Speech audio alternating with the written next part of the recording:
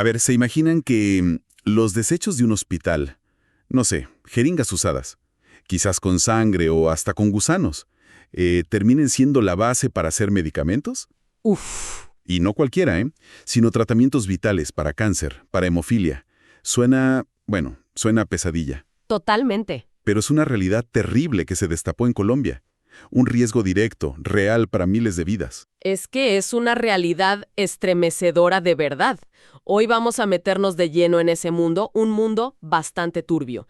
El de las redes de medicamentos falsificados, adulterados, de contrabando, aquí en Colombia. Y claro, la corrupción que permite todo esto. Sí, porque una cosa no va sin la otra, parece. Exacto. Para entenderlo, hemos revisado varias fuentes, ¿no? Desde reportajes de investigación muy impactantes hasta documentos, digamos, oficiales de la Fiscalía, de los entes de control. La idea es tratar de entender las distintas caras de este problema tan grave. Porque va desde esa falsificación que yo decía casi, no sé, artesanal y macabra, Sí. hasta unos fraudes institucionales que son súper sofisticados, que involucran clínicas, aseguradoras, incluso al propio Estado. Justamente. Vamos a ver cómo operan estas redes, cómo funciona la corrupción dentro de entidades que deberían ser clave, como el INVIMA, que es el que regula los medicamentos. El vigilante, digamos. El vigilante, exacto. Las EPS, que son las aseguradoras de salud, y las IPS, pues las clínicas, los hospitales que nos atienden. Queremos ver el impacto humano, que es devastador, y cómo todo esto se conecta con otras cosas. ¿Cómo qué? Pues lavado de dinero, por ejemplo, o hasta financiación de campañas políticas. Es un entramado complejo. Entiendo. Así que bueno, prepárense los que nos escuchan. Esta exploración nos va a llevar por unos caminos bien oscuros del sistema de salud colombiano. Va a revelar fallas, delitos que cuestan vidas.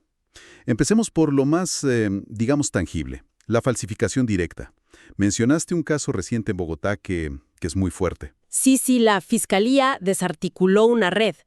Capturaron a 13 personas que se dedicaban justo a eso, falsificar medicamentos de alto costo.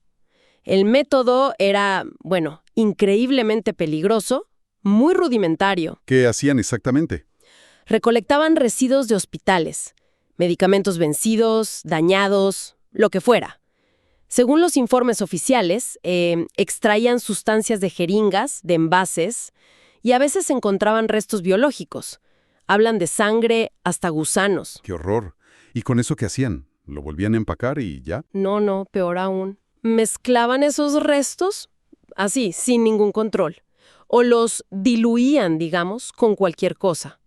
Agua destilada, harina, saborizantes, para que rindiera más. Para aumentar el volumen. Claro.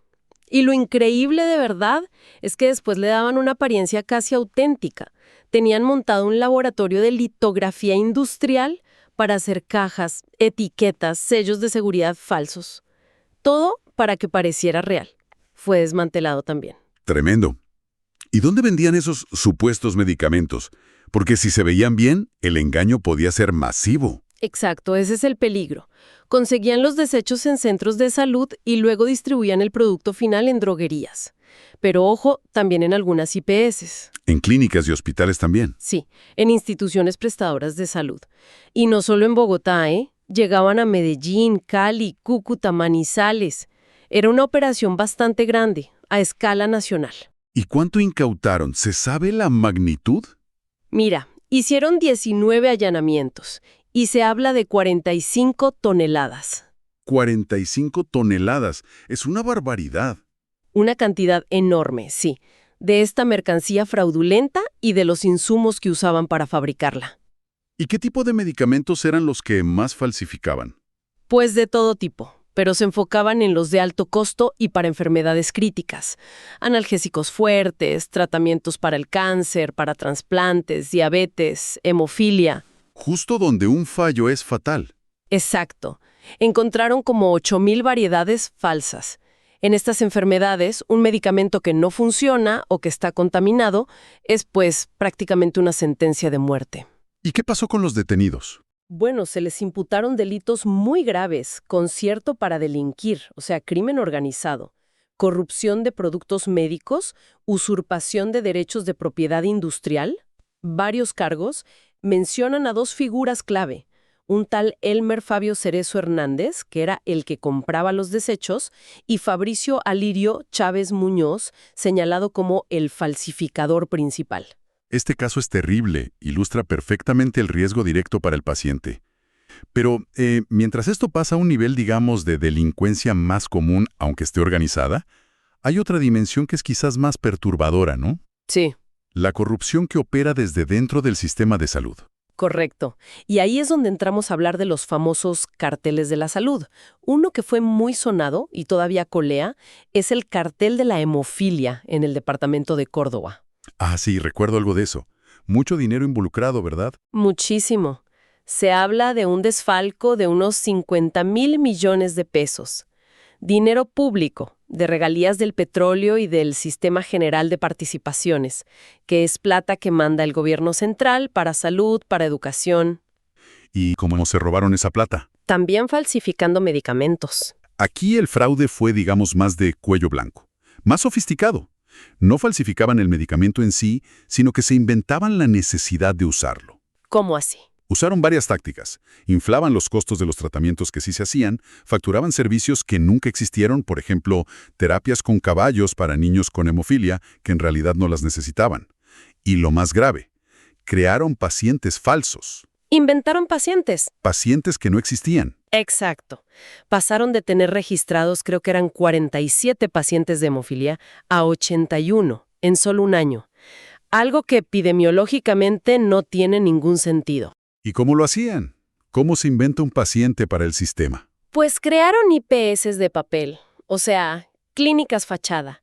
Había una que se llamaba Unidos por su Bienestar. A través de estas entidades falsas, facturaban medicamentos carísimos, como el factor 8 para la hemofilia o la enfermedad de von Willebrand.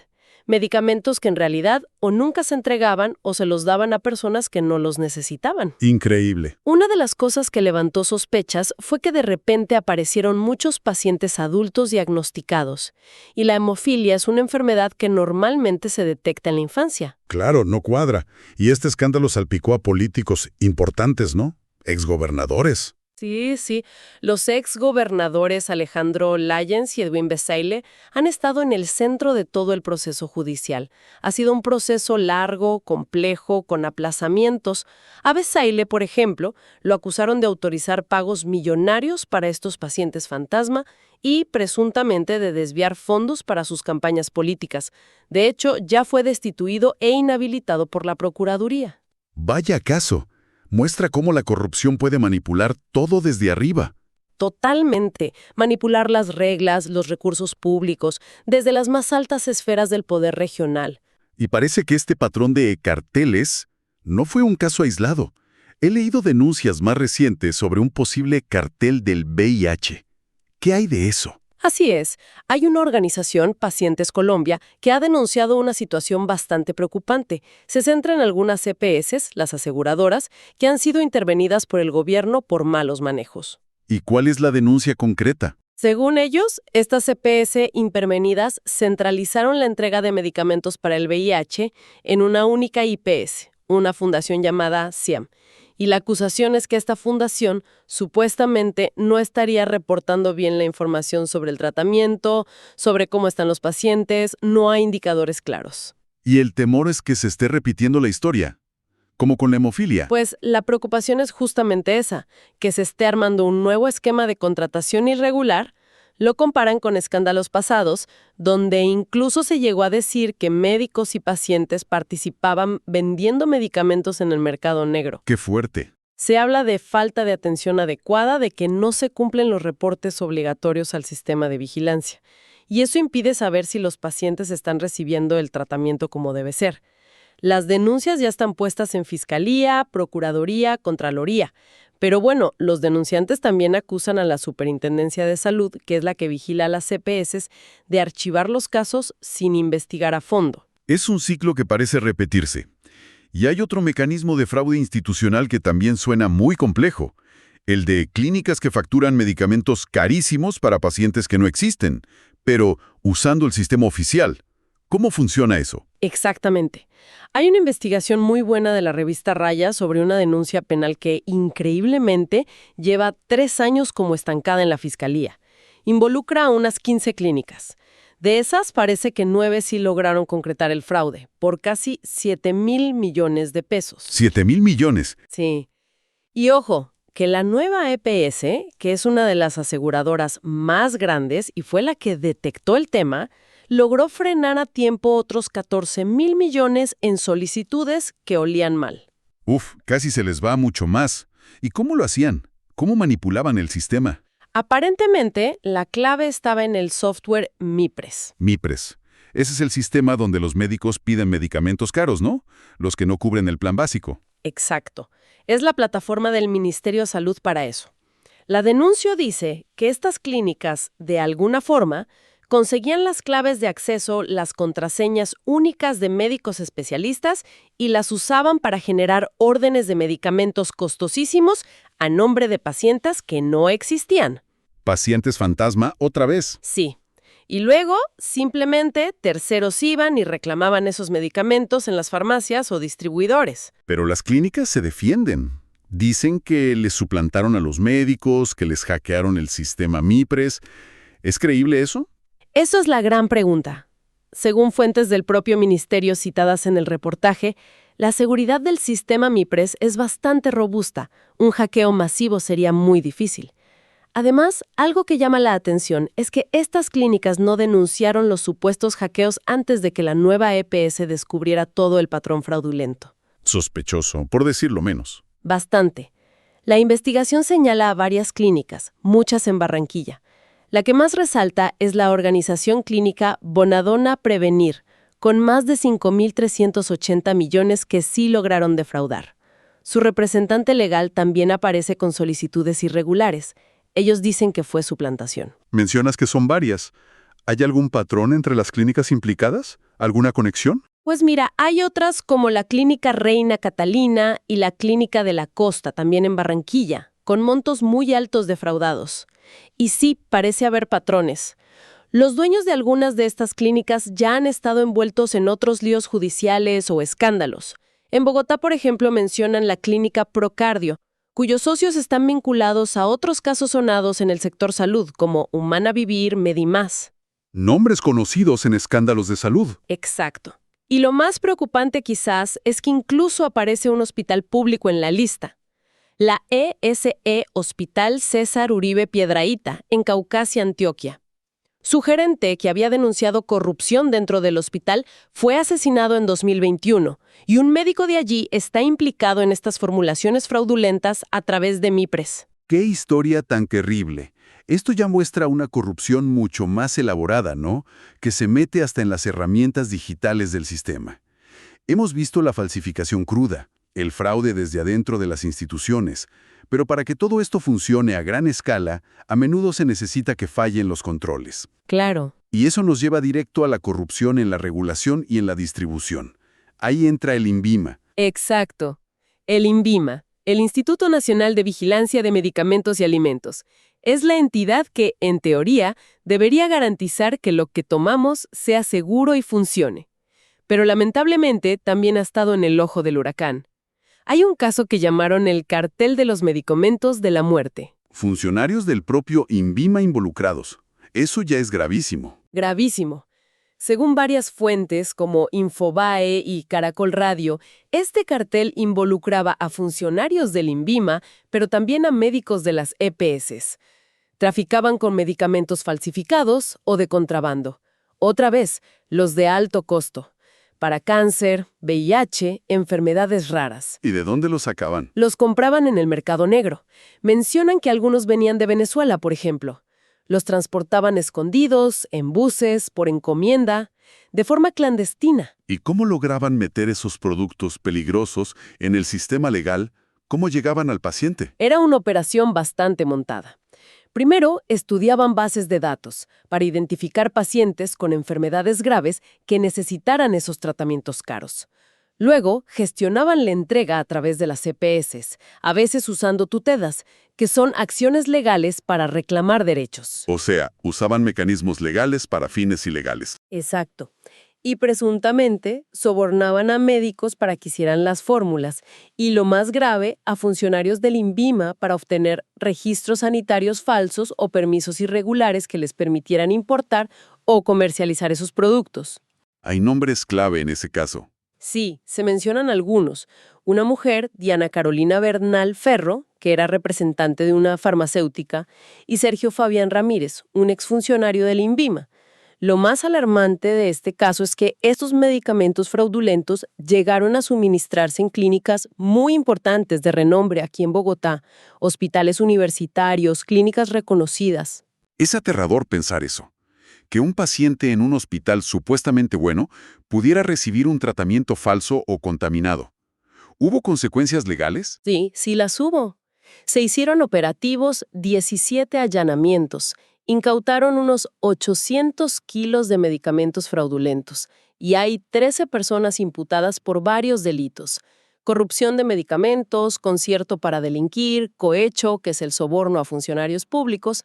En fin, demuestra que la corrupción puede llegar hasta los organismos que, se supone, nos protegen. Y la cadena de corrupción no termina ahí, ¿verdad? Parece que llega hasta la farmacia de la esquina. Totalmente. Azocoldro, que es la asociación que agrupa a los dueños de droguerías pequeñas, las detallistas, ha denunciado algo que ellos ven como un negocio gigantesco y muy descontrolado. ¿Qué es? La venta ilegal en droguerías comerciales, las que vemos en la calle, de medicamentos que son de uso institucional, es decir, los que las EPS compran al por mayor a precios más bajos para dárselos a sus afiliados. ¿Y por qué es un problema que se vendan en la droguería normal? Porque no deberían. Esos medicamentos tienen un precio subsidiado o negociado para el sistema de salud, no para la venta libre. Azocoldrogo dice que este negocio es incluso más rentable que el narcotráfico, porque hay muy poco control. ¿Y cómo funciona esa venta ilegal?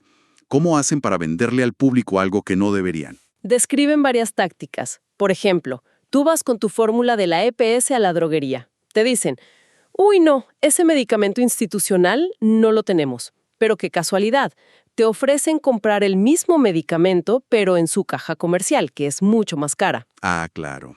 El negocio redondo. Exacto. Otra táctica que denuncian es que le cambian al paciente su medicamento caro institucional por uno genérico barato. Se quedan con la fórmula o el medicamento caro y luego lo venden por fuera en el mercado negro o a otra persona.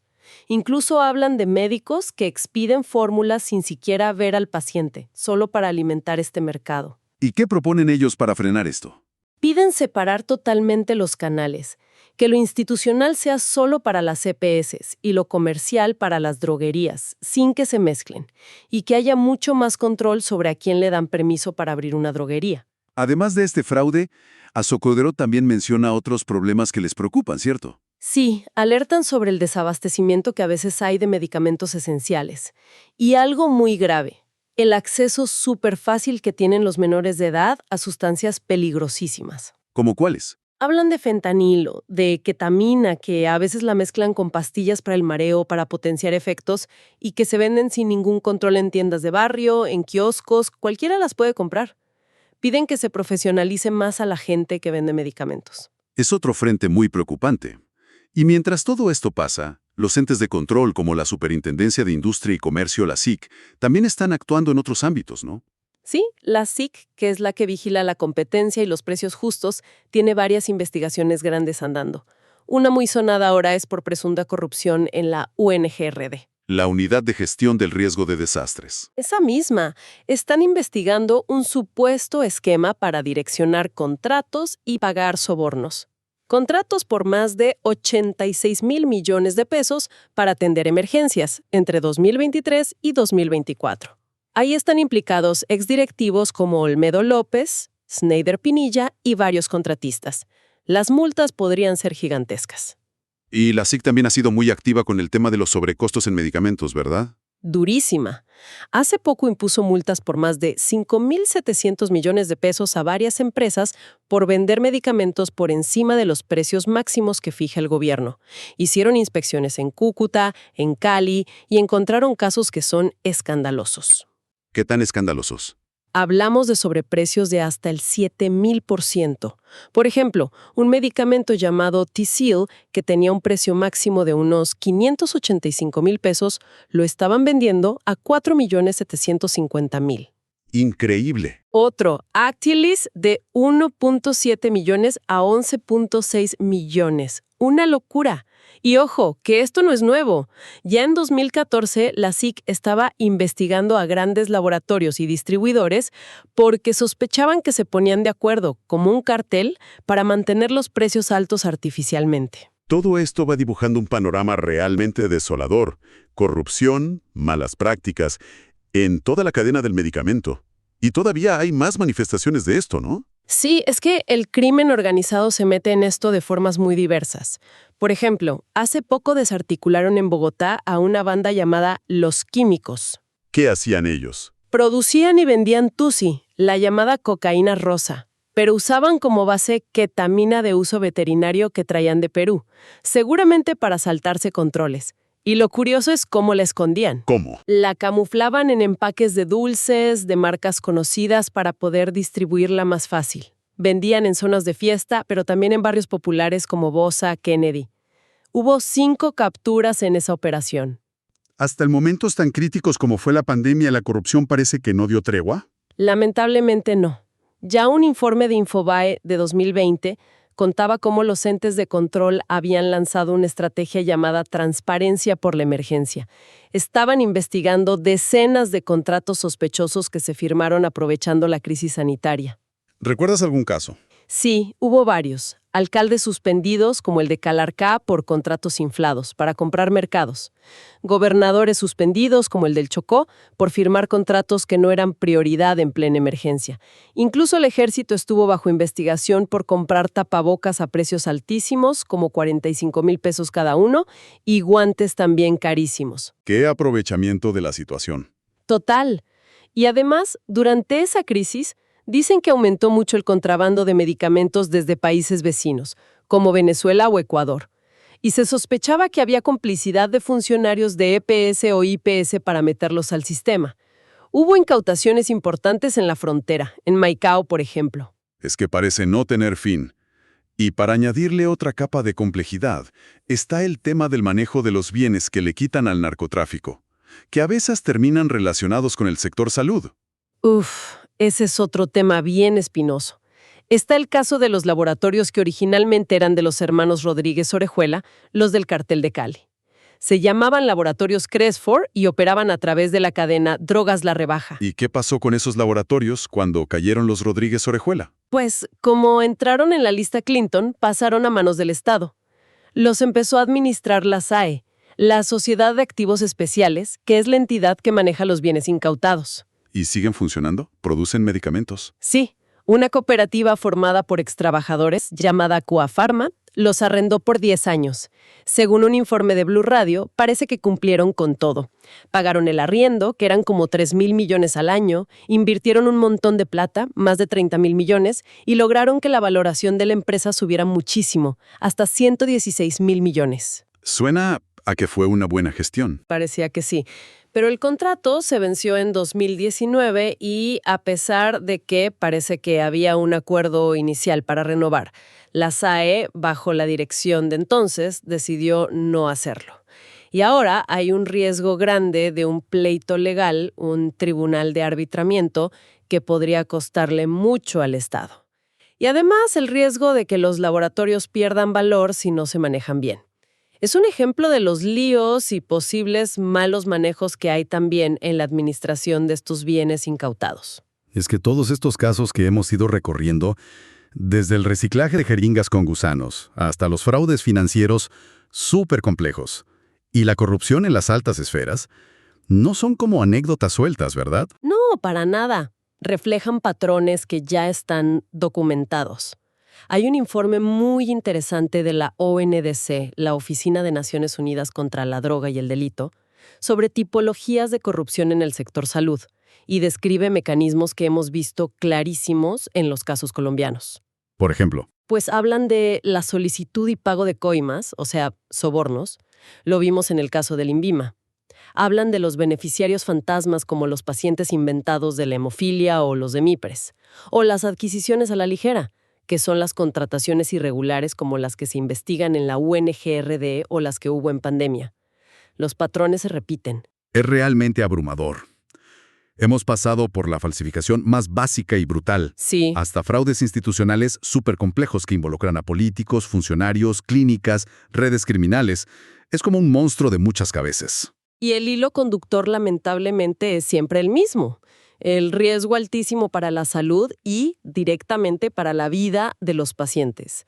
Personas que necesitan un tratamiento urgente, vital, y reciben placebos o sustancias contaminadas. O en el caso de los desfalcos y sobrecostos, simplemente no reciben nada. O el sistema se queda sin recursos porque el dinero se desvió. Queda clarísimo que no estamos hablando de un problema marginal, ni mucho menos. Es un negocio ilícito que mueve fortunas. Algunos lo comparan e incluso dicen que supera al narcotráfico por la relativa impunidad y lo difícil que es controlarlo. Exacto. Y está profundamente metido en la corrupción a todos los niveles, desde la política grande hasta la gestión del día a día del sistema de salud. Y esa naturaleza sistémica de la corrupción, el hecho de que esté tan arraigada en las estructuras, hace que sea un desafío gigantesco erradicarla. No alcanza con capturar a algunas personas, aunque eso sea necesario, claro. Estamos hablando de un problema que ha, digamos, permeado todo el sistema de salud y las instituciones del Estado. Y todo esto nos deja flotando una pregunta bastante inquietante, creo yo. Si la corrupción es así de profunda, se involucra desde funcionarios de bajo nivel hasta las altas esferas, instituciones enteras, redes criminales complejas, ¿qué tipo de cambios estructurales, más allá de las sanciones puntuales a individuos, se necesitan de verdad para proteger la salud de la gente y, sobre todo, para empezar a reconstruir la confianza en el sistema? Es la pregunta del millón. O, llevándolo a algo más personal, más del día a día, ante este panorama tan desolador, ¿existe alguna forma, alguna manera en que una persona común y corriente puede intentar verificar si los medicamentos esenciales que recibe, los que necesita para vivir, son auténticos y son seguros? ¿Hay algo que se pueda hacer?